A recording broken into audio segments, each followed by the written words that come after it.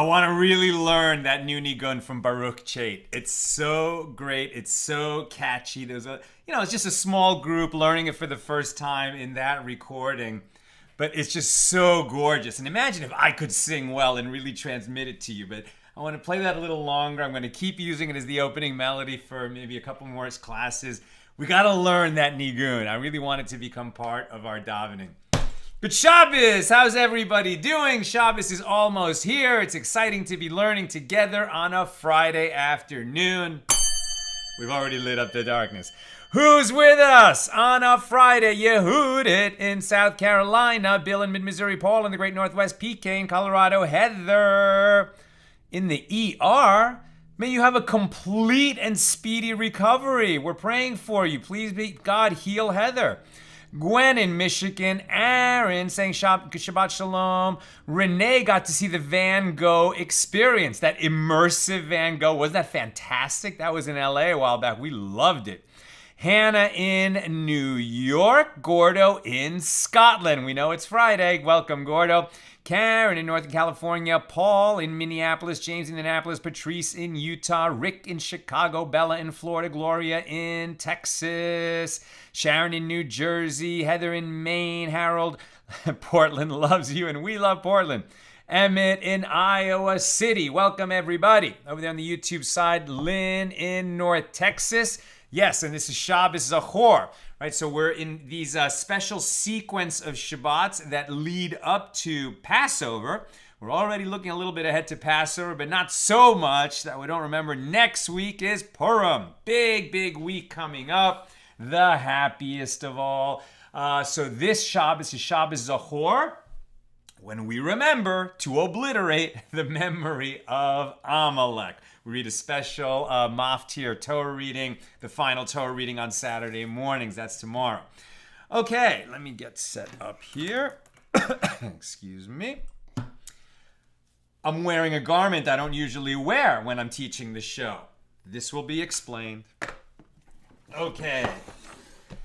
Here we go. We pick it up. So we are in Tractate Yevamos, the 14th volume of the Talmud. These are the laws of yibum and chalitza, levirate marriage. This idea when a man dies married but childless, and he has a brother, so then there's an obligation of the brother to marry the widow so that the first child of that union can actually become the heir of the one who died before having children. It's a Torah obligation, but there's an alternative mitzvah, chalitza, a ceremony of chalitza, where the brother, the surviving brother, and the widow choose not to marry each other. So then they make this little public ceremony called chalitza. You can do one or the other.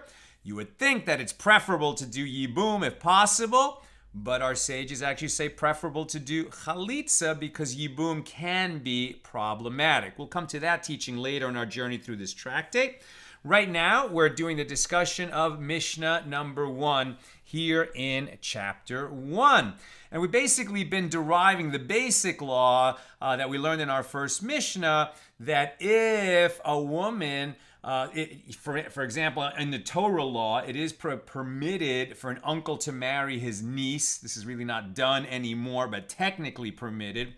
So if a man married his niece and then he died, right? So then who is his brother? The girl's father. Does her father marry his daughter? Obviously not. So in that situation, because those two are prohibited to each other, yibum does not apply. Levirate marriage, yibum does not apply. And therefore, chalitza also does not apply. It's not necessary to do that ceremony because yibum does not take effect when the yavam, the surviving brother, and the yavama, the widow, are otherwise prohibited to each other, so then there is no yibum. And as we've been learning, if the man had 2 wives, and one of them was the daughter of his brother, and the other was just some other woman, so the other woman would be qualified to do yibum with the surviving brother, but because her co-wife is prohibited to the surviving brother, both wives are exempt from yibum and chalitza.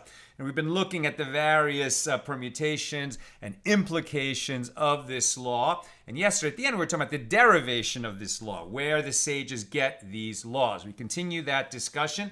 And today, we're going to have some very interesting sort of nuances and related laws, which is why I'm wearing this garment. So up until this point, the Gemara has cited the Baraisa, a teaching contemporaneous with the Mishna, that interprets the biblical basis for the law of our Mishna, that the co-wives are exempt if one of the wives is prohibited to the Yavam, the surviving brother.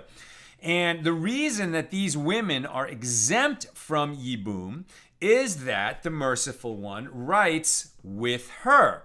From which it may be inferred that if that was not so, I would say that a wife's sister, because we're deriving this from the law, that you cannot marry a woman and her sister, which would make them rivals of each other as co-wives. So there you have an actual rationale for why it's not permitted. It's not just because God said so, or let's say God adds a reasoning why it's prohibited. But just as you can't marry a woman and her sister, that they become rival wives, so too these co-wives, two wives of the same husband, contemporaneous, sort of travel together in terms of their prohibitions under the laws of yibum. And where's this derived from? From the teaching in the Torah that you cannot marry a woman and her sister. From which, because it's written with her in that verse, right? Leviticus 18:18, and you shall not take a woman to her sister to be a rival to her, to uncover her nakedness with her in her lifetime. So that's that phrase, with her, is included there. So the reason that these women are exempt from yibum is that the merciful one writes with her, from which it may be inferred that if that was not so, I would say that a wife's sister enters into yibum with her sister's husband, right? So here they're saying if we hadn't had this particular verse about you can't marry sisters, so then you might have thought that in a situation... Okay, so let's say that we have two brothers, Reuben and Shimon. They're brothers, okay? And we have two sisters, Dinah and Chaya. Sisters. We'll do triangles for girls and circles for boys. Okay, and let's say they married. Shimon married Dinah and Reuben married Chaya. Okay, and then Reuben dies. So now Chaya is left as a widow. Poor Chaya. Okay, and now if he died before he and Chaya had children, so then yibum applies, right? So then Shimon should marry Chaya or perform chalitza with her. But if he did that, now he would be married to two sisters. Dinah and Chaya would both end up married to Shimon. Not permitted. Okay, so the merciful one writes with her, from which it may be inferred that if it were not so, I would say that a wife's sister enters into yibum with her sister's husband. And what is the reason that one would have assumed that this is the case? Well, it is, as we say, in accordance with the principle that a positive mitzvah, you shall marry your brother's widow if he dies without children. That's a positive commandment. Comes and overrides a prohibition, meaning a negative commandment. Generally, when there's a conflict between a positive commandment and a negative commandment, the positive commandment overrides the negative commandment. So you cannot marry two sisters, but you shall marry your dead brother's widow. And if that's the same person, which do we do? Do we say we won't marry her because she's my wife's sister, or I will marry her because she's my dead brother's widow? So generally, a positive mitzvah overrides a prohibition. In this case, the positive mitzvah to enter into yibum would override the prohibition against marrying one's wife's sister, one's sister-in-law by his wife. Now, the Gemara asks if that principle applies in this case. So do we use the positive mitzvah that it overrides the negative commandment? Well, one can say that we said that a positive mitzvah comes and overrides a prohibition, a negative mitzvah, only where there is a prohibition. A negative mitzvah is a prohibition, only where there is a prohibition for which one is punished by lashes alone. Right? So if you did something that the Torah says don't do it, and you did it anyway, and you did it intentionally, what is the punishment for that? In some cases, it's the death penalty. In other cases, it's just lashes, right? It's a more minor prohibition. However, with regard to a prohibition that includes the punishment of kares, death at the hands of the heavenly court, does the positive mitzvah come and override it? This prohibition is more severe than a regular prohibition punishable by lashes. Therefore, perhaps a positive mitzvah does not override it. And furthermore, with regard to a prohibition for which one is punished by lashes alone, from where do we derive that a positive mitzvah overrides it? Right, so we're just getting a little bit more granular on, we've now established a principle, or we're seeing if we can establish a principle, that a positive mitzvah overrides a negative mitzvah, but it only overrides the negative mitzvah if the negative mitzvah is punishable by lashes if you transgress it, whereas if it's punishable by death at the hands of the heavenly court, or even worse, death at the hands of the earthly court, which once you're killed, you're killed. If it's death at the hands of the heavenly court, well, maybe later your atonement will grant you a pardon from the heavenly court. But, if you're executed on earth, that's it. Your life is over. Now we're at the top of 4a. So how do we know that positive mitzvahs override negative mitzvahs, and how do we know that they only override in the case of lashes alone, but not in the case of a more severe penalty? As it is written, you shall not wear diverse kinds of wool and linen together. You shall make for yourself twisted fringes on the four corners of your covering with which you cover yourself. That's Deuteronomy 22, verses 11 and 12. And we're going to use those two verses, which seemingly have nothing to do with yibum and the permutations of who can marry who after somebody dies. Why are we going to these verses? Because here we're going to look at two verses that are juxtaposed, seemingly teaching different teachings, but because they are juxtaposed in the Torah, one verse follows another right next to each other in the Torah, we're going to learn something that the second verse says about the first verse. So again, Deuteronomy 22, verse 11, you shall not wear diverse kinds of wool and linen together. That's shatnez, right? So it is actually not permitted for a Jew to wear clothing that is made of wool and linen together. I learned this very well not that long ago, though it was before COVID. We went to a Passover program near Niagara Falls, and there was this beautiful outlet mall across the street. So during the intermediate days, I went over to this outlet mall, and there was a wonderful Hugo Boss store selling these great suits at a great price. And so I got a new suit, a new black suit. I was so happy. I get back, we're sitting at dinner. These are all, very, very frum, right? Very religious Jews in our Passover program where Nina and I were speakers. And I was sitting with a rabbi, and I told him about the new suit. He said, "What kind of suit?" I said, "Well, a Hugo Boss." He said, I think Hugo Boss has a shatnez problem. I'm like, really? So then I looked it up online, and some Hugo Boss suits have this shatnez problem.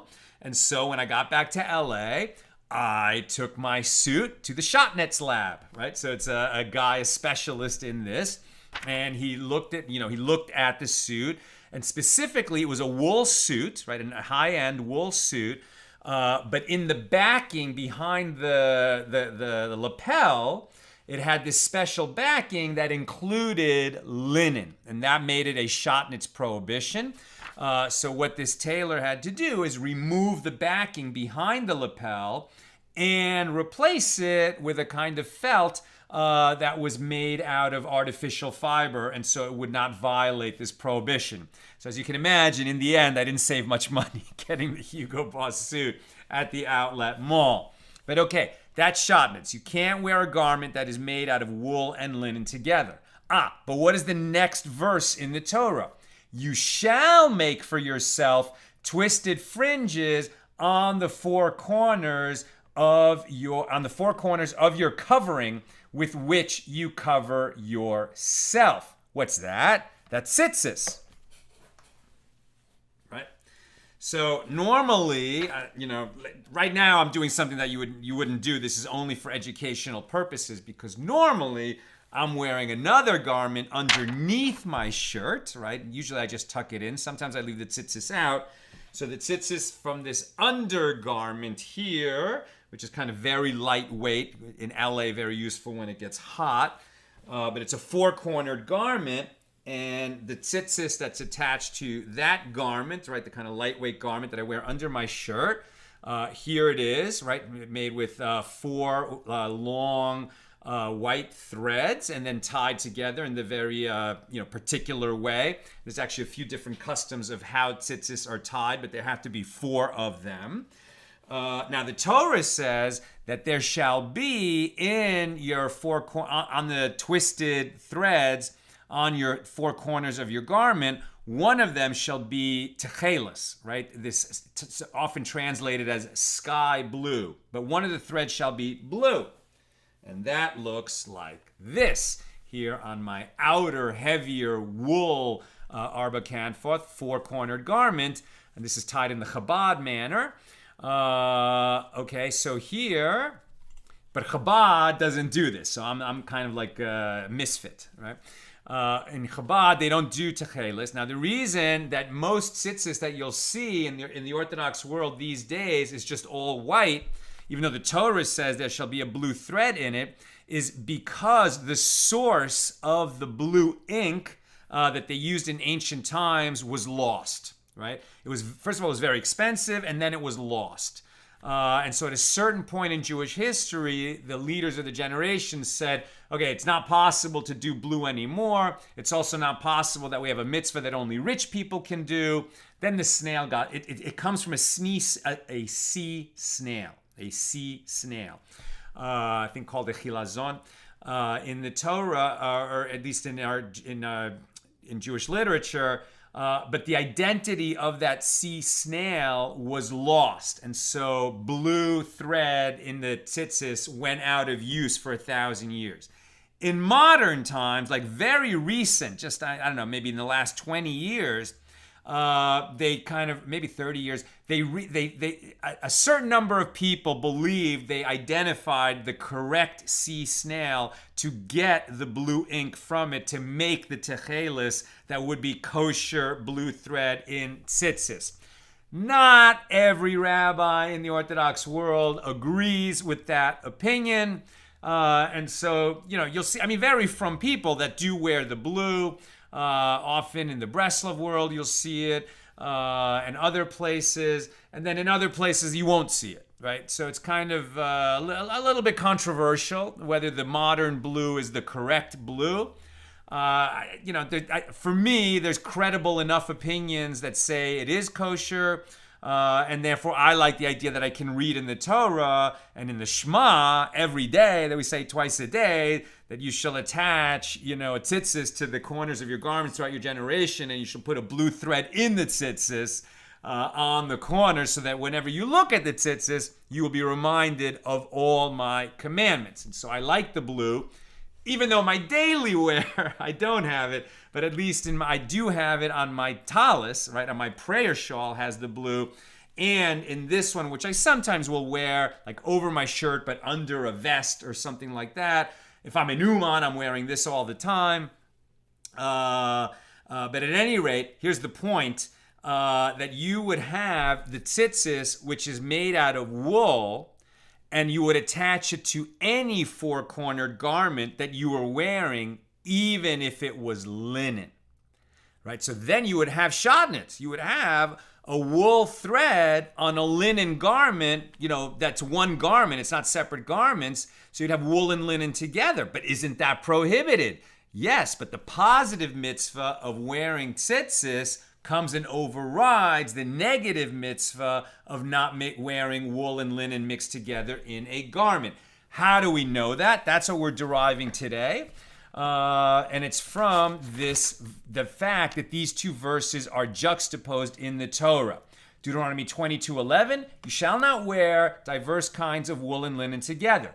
Deuteronomy 22:12, you shall make for yourself twisted fringes on the four corners of your covering with which you cover yourself.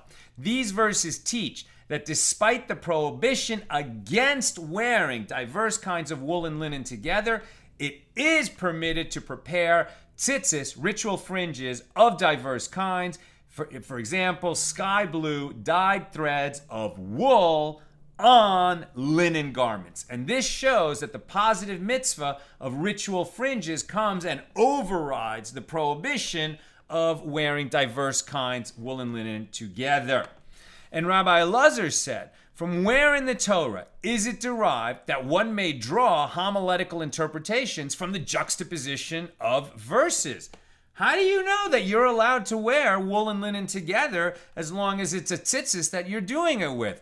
Maybe you can put tzitzit that are made out of wool thread only on wool garments so that there wouldn't be a shotnitz problem, but if you're wearing a linen garment, you would not put the thread on it. You're telling me that the reason we know that is because those two verses follow each other in the Torah. But from where do you know that because two verses follow each other in the Torah, that the second one is going to modify the law that is stated in the first verse? How do we know that? So this is the question that Rabbi Elazar is asking. In other words, from where is it derived that the fact that certain verses are adjacent one to the other is a reason to apply the law from one verse to the other? As it is stated, and this is the reason we do this, or the justification for it deriving laws from juxtaposition of verses in the Torah, we look at Psalm 117, verses 7 and 8.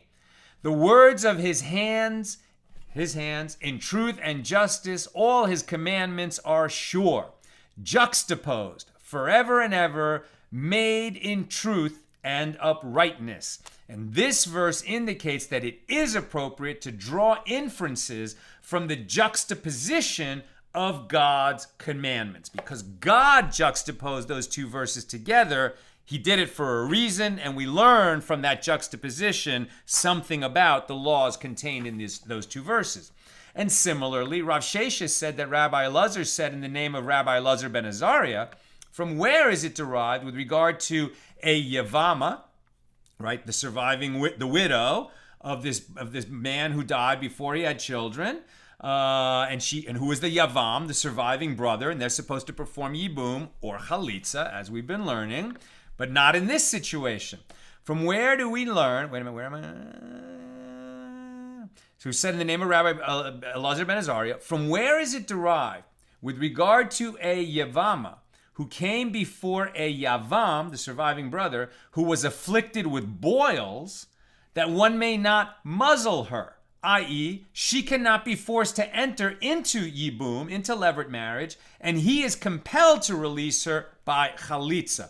In other words, there's something wrong with the surviving brother. In this case, he's covered with boils, but something about him is just going to, make it like to her, like she can't imagine herself married to this man. He's physically repellent to her.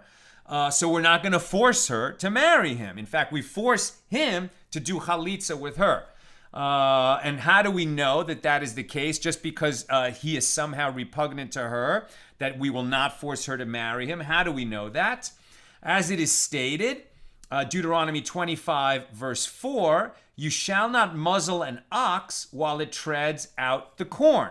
Right? That's a teaching that, when an ox is used to power the mill, right? The millstone that's grinding the corn, or the threshing, whatever they're doing, right? You will not muzzle the ox, that he can't eat from the grain while he's doing the work of grinding it.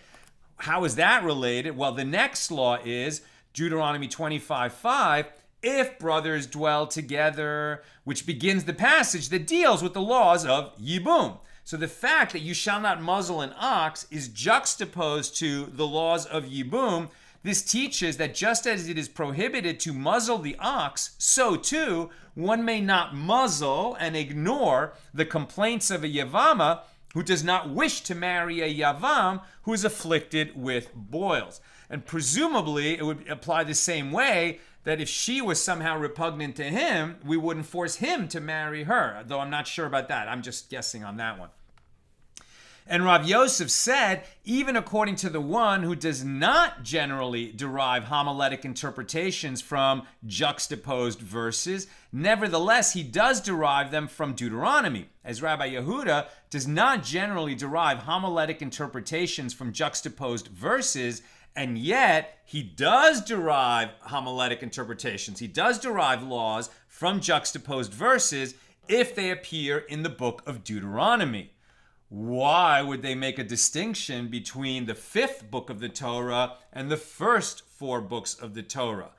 Lest you say, well, I heard somewhere that there's a theory that the book of Deuteronomy was written later, and somewhere along the line they just said it was part of the Torah, which we do not hold by. We believe that the 5 books of Moses were written by Moses under God's supervision. They are divine in origin, and that's what the Torah is. So, and certainly our sages felt that way. So why would they make a distinction between the book of Deuteronomy and the other 4 books? And the answer is because the other 4 books were arranged by God, right? God dictated the Torah to Moses.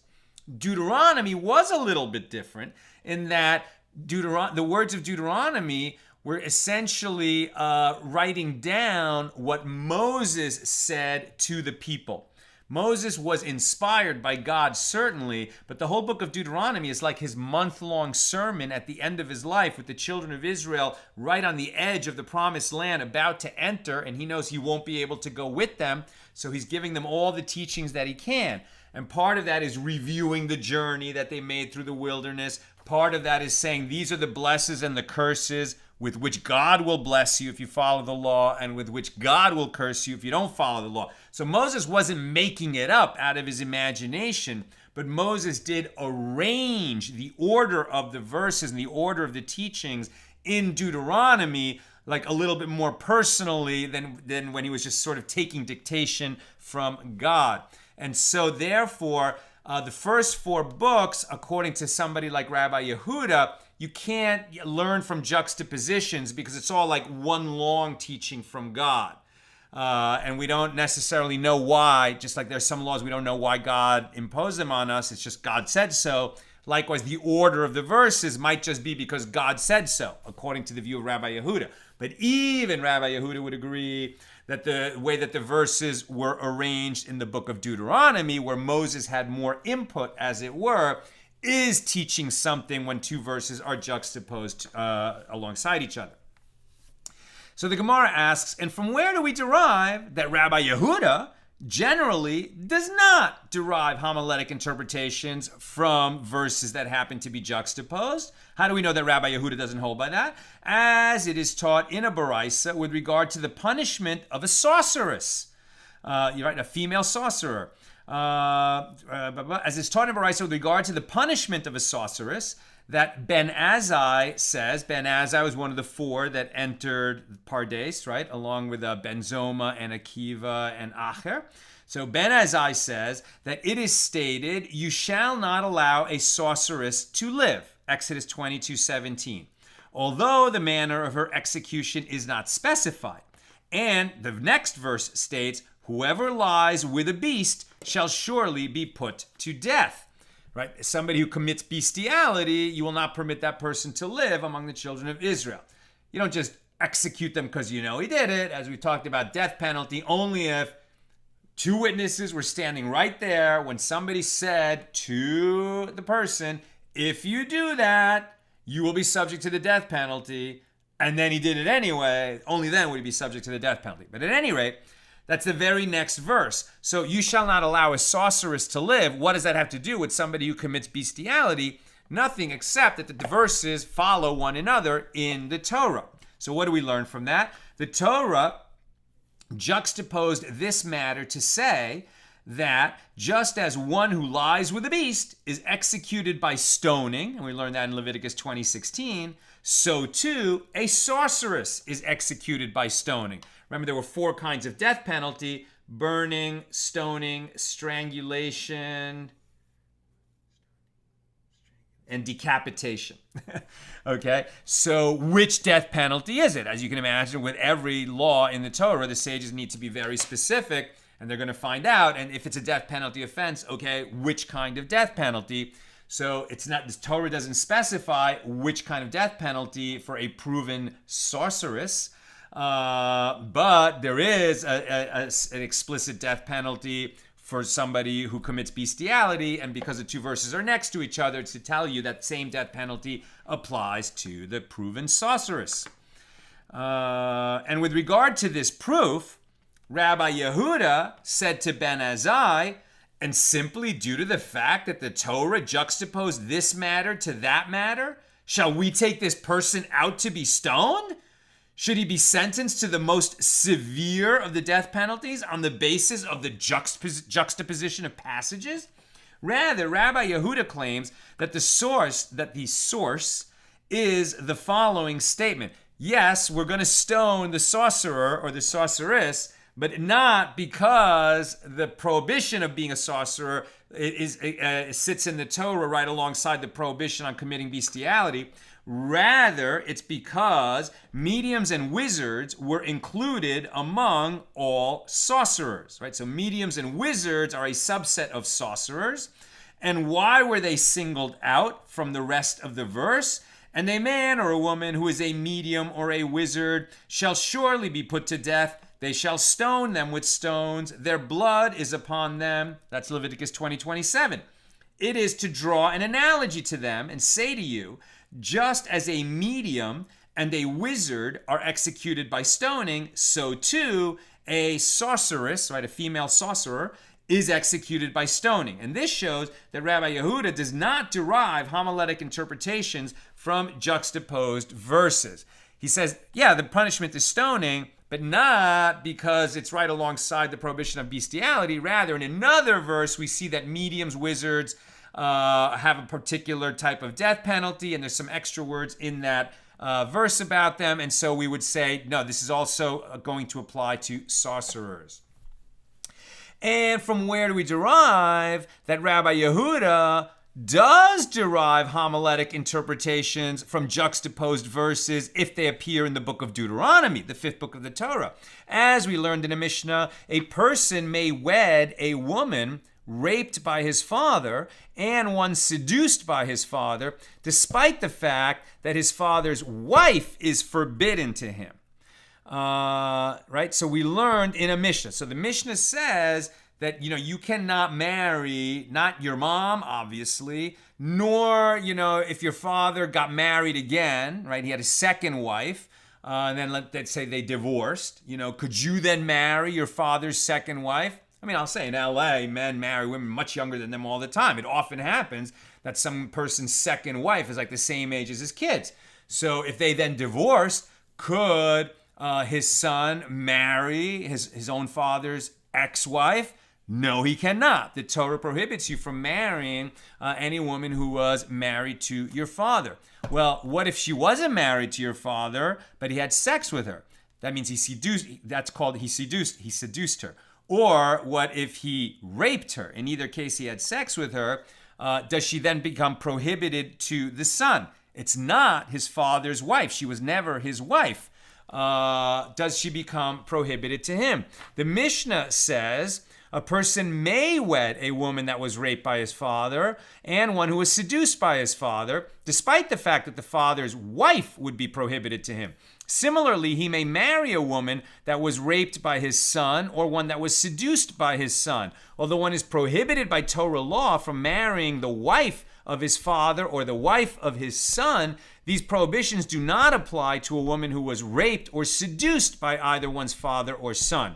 And Rabbi Yehuda prohibits him from marrying a woman raped by his father or a woman seduced by his father. And Rav Giddel said that Rav said, what is the reason for Rabbi Yehuda's opinion? As it is written, Deuteronomy 23 verse 1, a man shall not take his father's wife and shall not uncover his father's skirt.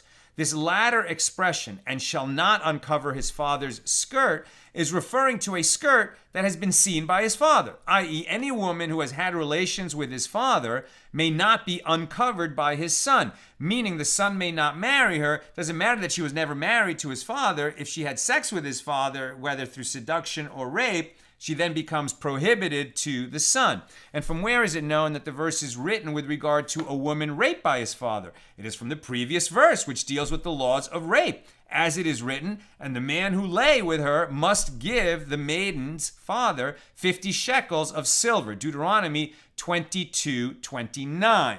Right, that's the last verse in chapter 22, and then the first verse in chapter 23, which comes right next in the Torah, is the one, you cannot uncover your father's wife, nor uncover his father's skirt, right? And so says Rabbi Yehuda, well, this refers to the woman that the father raped. We know, how do we know that? Because the previous verse in the Torah is talking about rape.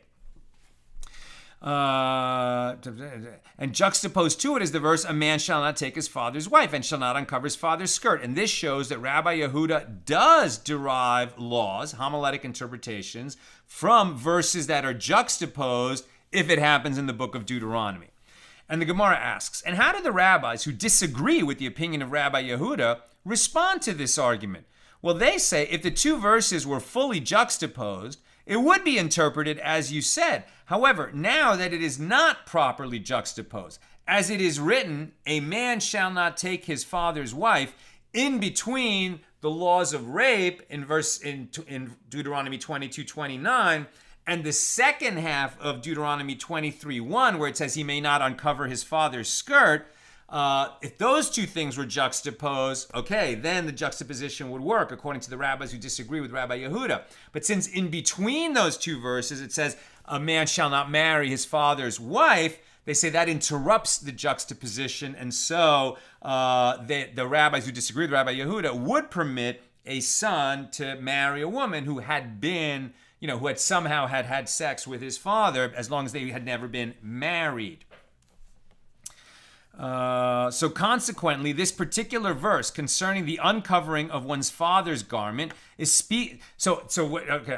and how do the rabbis who disagree with the opinion of Rabbi Yehuda respond? That this interrupts, right? A man shall not take his father's wife. In between the laws of rape and the pronouncement with regard to uncovering his father's garment serves to break the juxtaposition. Okay, so that's why they disagree. So consequently, this particular verse concerning the uncovering of one's father's garment, what is it talking about? So what other teaching are the rabbis going to read into this that Rabbi Yehuda does not? They say that this is speaking of a woman waiting for her yavam, in this case, one's father. In other words, okay, so what happened here? Let's keep this straight. In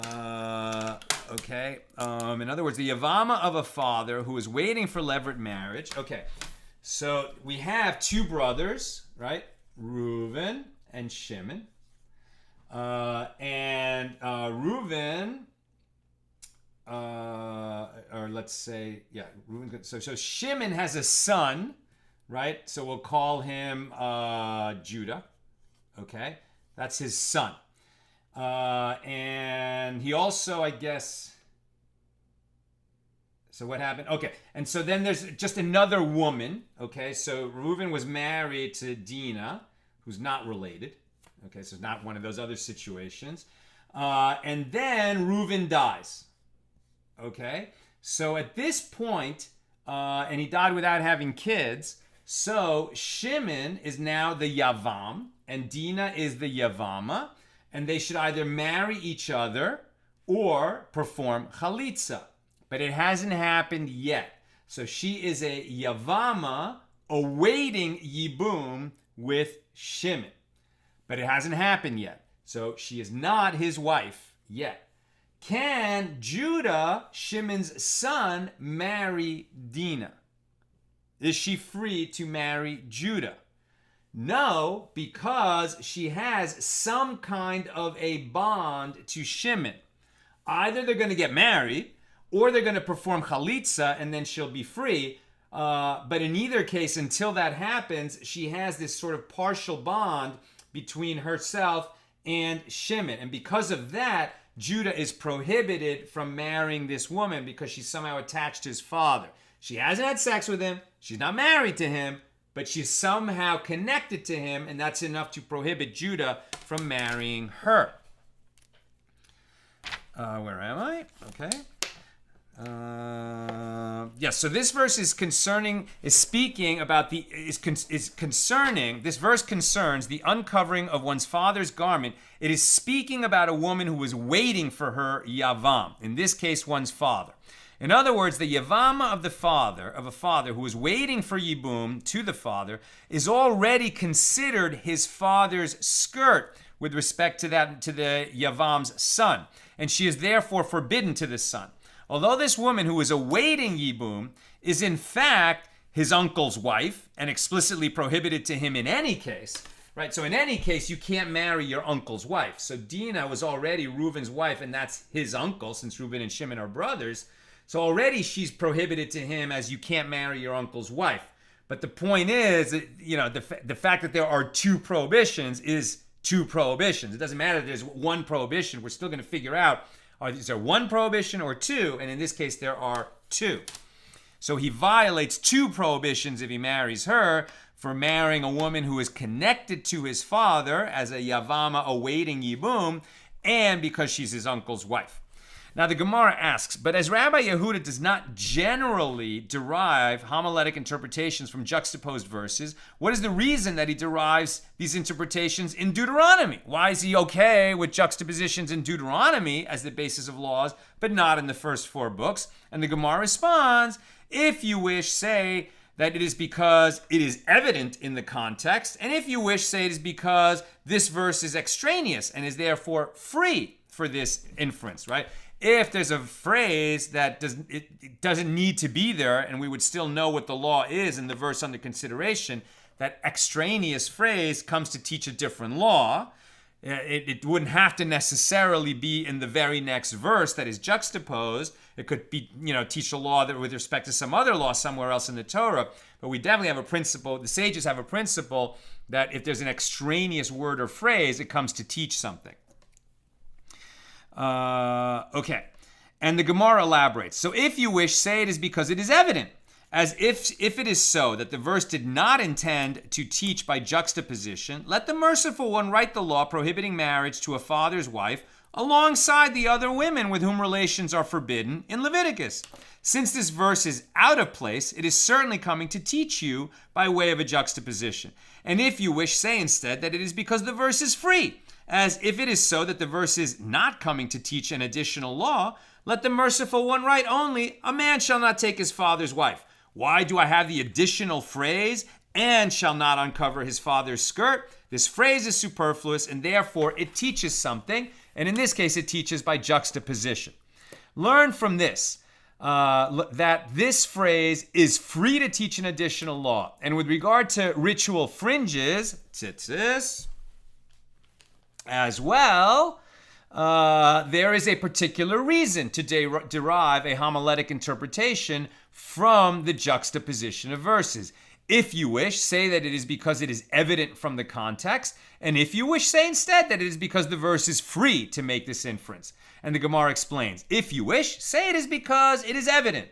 As if it is so that no inference should be drawn from the adjacent verses, let the merciful one write this verse by the portion of ritual fringes in Numbers chapter 15. Right? Why is it talking about tzitzis in a different context than when it gave the law that you shall wear tzitzis and it'll be on the corner of all your garments throughout your generations, and when you look at it, you shall remember to do all my mitzvahs? That's part of the Shema. But now we're finding a different verse in the book of Deuteronomy. In the book of Deuteronomy at chapter 22, which is also talking about tzitzis. Why? Why is it mentioned again? Must be to teach something new. So if it was only to say, something about tzitzis itself, then it should have been established back in the book of Numbers, chapter 15. With regard to what law did the Torah mention tzitzis in Deuteronomy? Clearly, the Torah is teaching a law from the adjacent verses.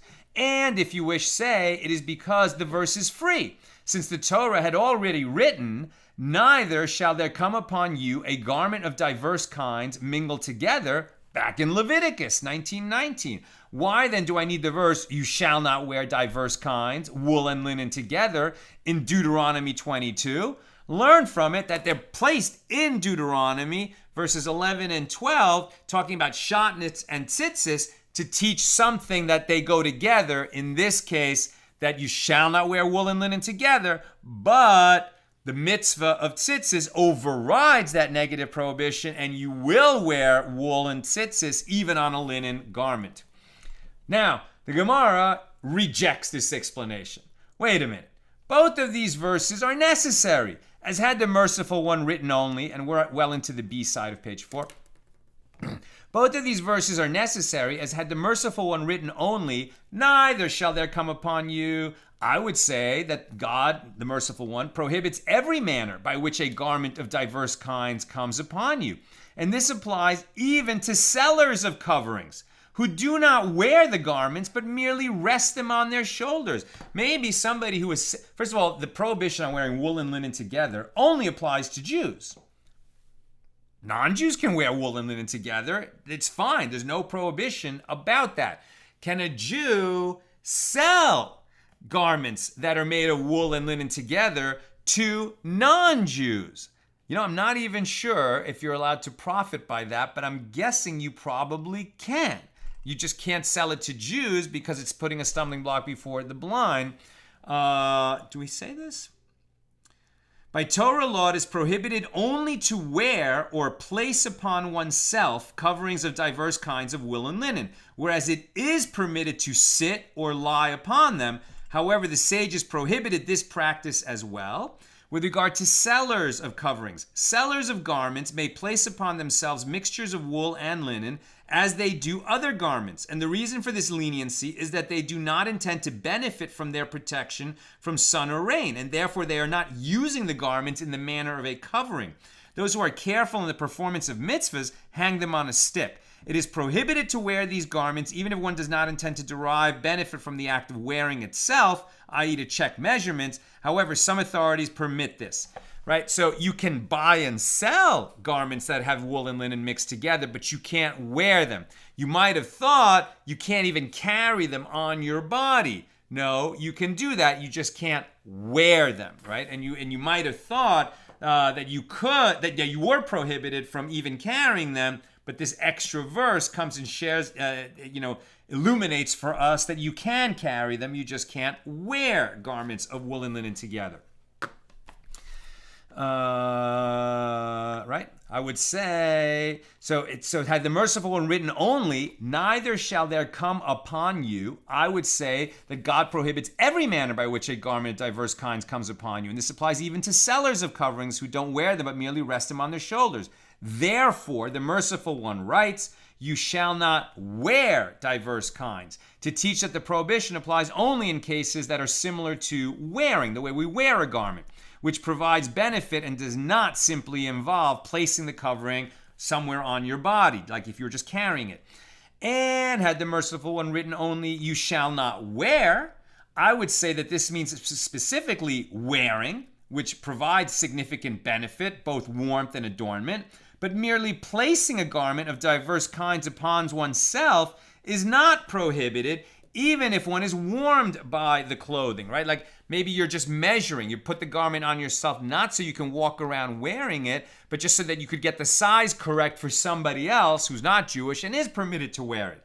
Can that be done? Therefore, the merciful one writes, neither shall there come upon you. If you're putting it on in a situation where you're wearing it, it's already bad. So the Gemara challenges, in any case, part of the verse is superfluous.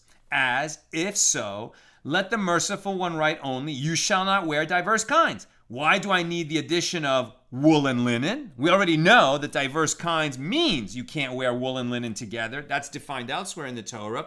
So why does it say you shall not wear diverse kinds, comma, wool and linen together? The definition of diverse kinds of clothing is already known from another source. How so? Since it is written at Leviticus 19:19, Neither shall there come upon you a garment of diverse kinds mingled together. And the school of Rabbi Yishmael taught, since the word garments is stated in the Torah unmodified, without stating from what materials those garments are made, and the verse specified in one of its references to garments in the context of the laws of ritual impurity of leprosy, tzara'as, right, somebody who's a mitzvah, and a garment can also contract tzara'as, just like a house can. So at Leviticus 13:47, a woolen garment or a linen garment. And the following conclusion can be drawn: just as when the Torah mentions a garment in the case of tzara'as, it is referring to a garment that is made either of wool or linen. So when the Torah speaks of garments, it means either a garment of wool or a garment of linen. So too, all garments mentioned in the Torah are those made from wool or linen. Other fabrics are not classified as those used for garments. Yes, there's clothing. Obviously, the Torah knew even in the Torah times that there was clothing made of other materials.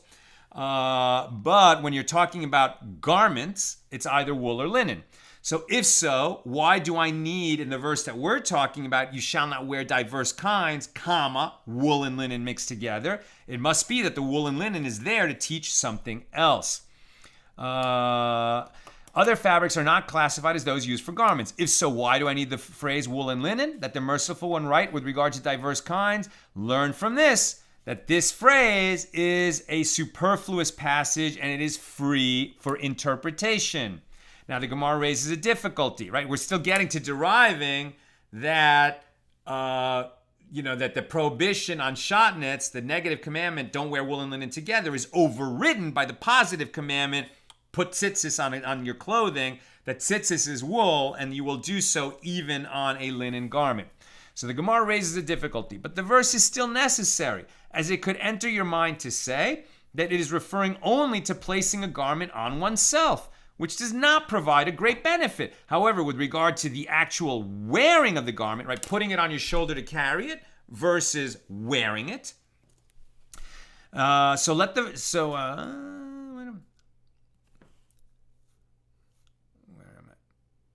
But the Gemara raises a difficulty. But the verse is still necessary, as it could enter your mind to say that it is referring only to placing a garment on oneself, which does not provide great benefit. However, with regard to actually wearing the garment, which entails a great benefit, there the merciful one prohibits wearing any two types together. Therefore, the merciful one writes wool and linen with regard to wearing garments of diverse kinds as well.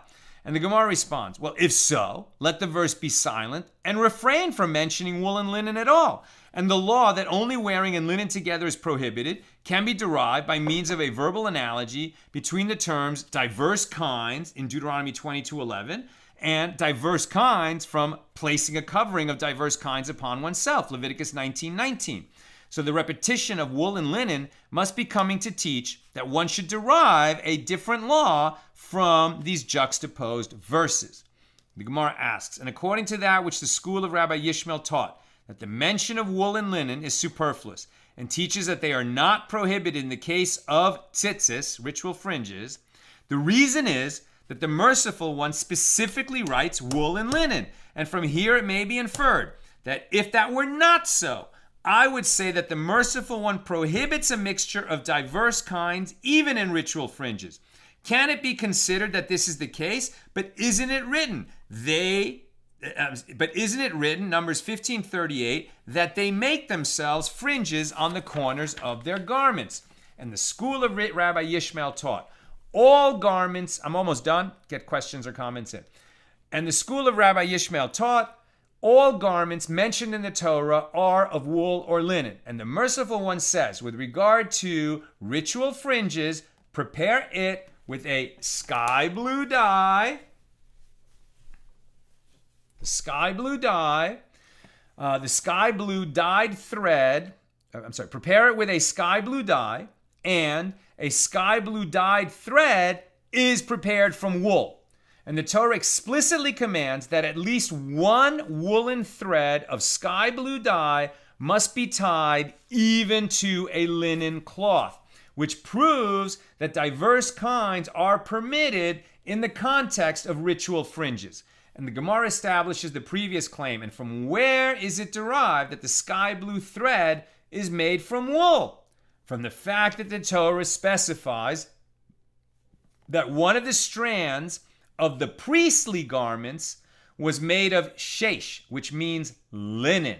And this indicates that the other threads, including the sky blue thread, are from wool, right? So in the priestly garments, for sure there was wool and linen together, and that's because it was a positive commandment that came and overrode the negative commandment against wearing shatnez. In the absence of a positive commandment, you cannot get around the prohibition of wearing wool and linen together. And now here, the law that I'll just mention here, it's written the halacha, right, as spelled out by Rav Steinsaltz. In principle, it is permitted to prepare ritual fringes from diverse kinds of wool and linen. However, as nowadays the sky blue dye has not been identified with certainty, wool fringes may not be used for linen garments, and all the more so, linen fringes which cannot be used for the sky blue dye may not be placed on woolen garments, right? So even though it's an established principle that you do override the shatnez prohibition when it comes to putting wool fringes on a linen garment, right? And it's not that the fringes need to be made out of wool. They don't. They can be made out of linen. So in principle, you put linen fringes on a linen garment and wool fringes on a wool garment.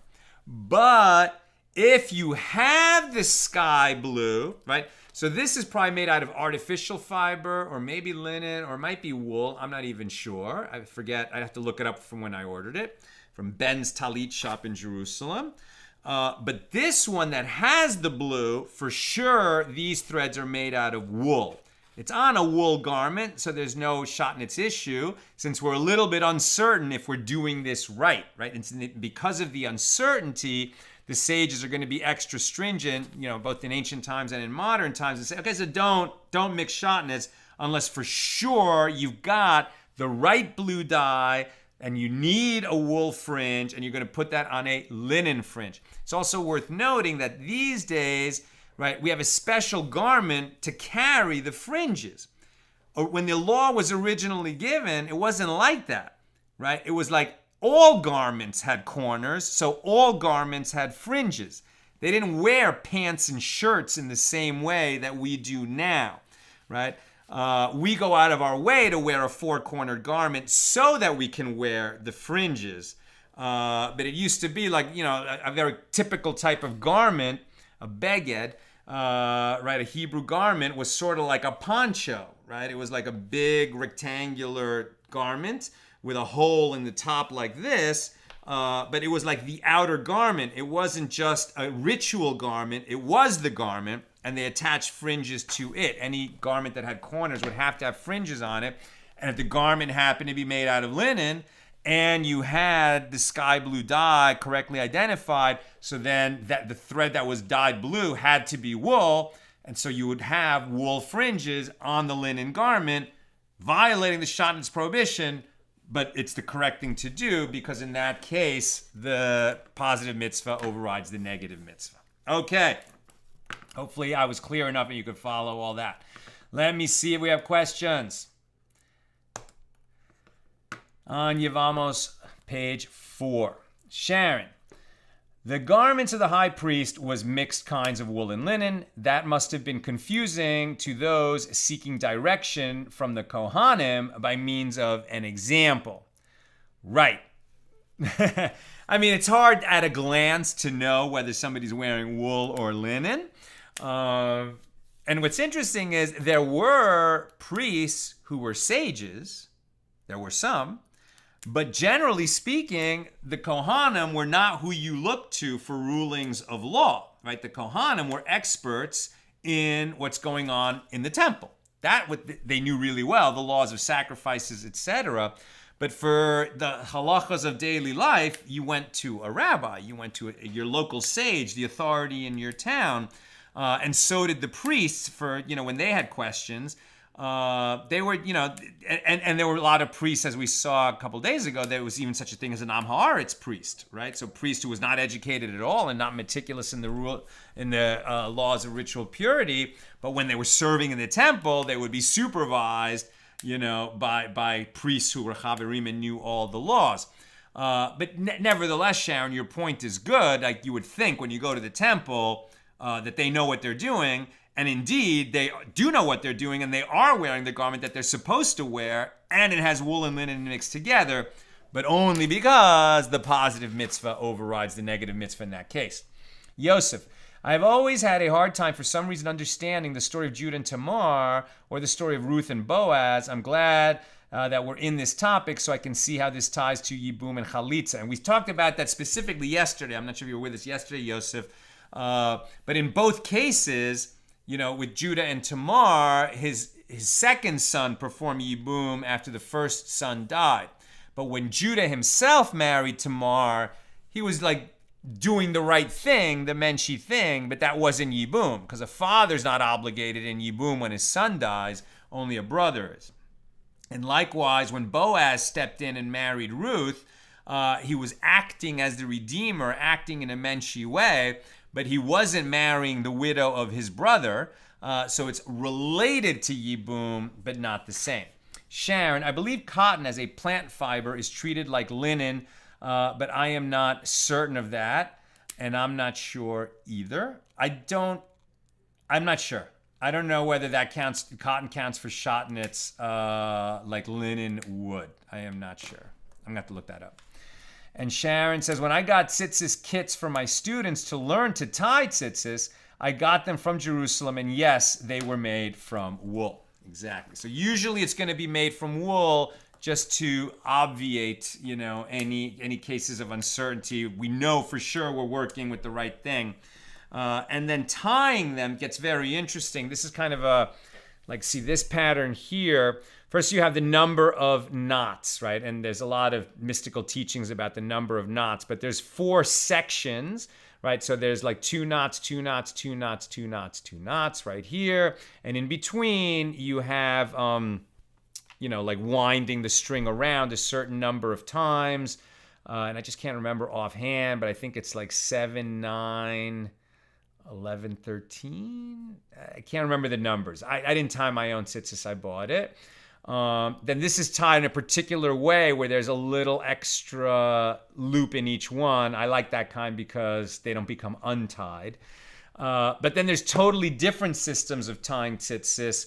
Like if you're Sephardic or if you're Arizal or there's probably like 6 or 7 different ways of tying tzitzis. The law is that you have to have tzitzis. How they're tied is sort of dependent on which particular stream of Judaism you're talking about. Okay, that's what I've got for us today. With God's help, we'll be together again tomorrow night, Motzi Shabbos, for page 5 here in Tractate Yevamos, right? So complicated laws, but it's beautiful that we're sort of, today we kind of drill down on a very important principle of how the sages will learn out a law that is not specifically mentioned in the Torah, but that must have been designed by God to become a law via the sagacious interpretation of juxtaposed verses and verses or phrases within verses that are free for interpretation. And we looked at how do we know that a positive mitzvah overrides a negative commandment unless the negative commandment is very severe. That definitely applies in the cases of yibum. But we learn out on the way to understanding that, we looked at fringes and how tzitzis overrides shotnets.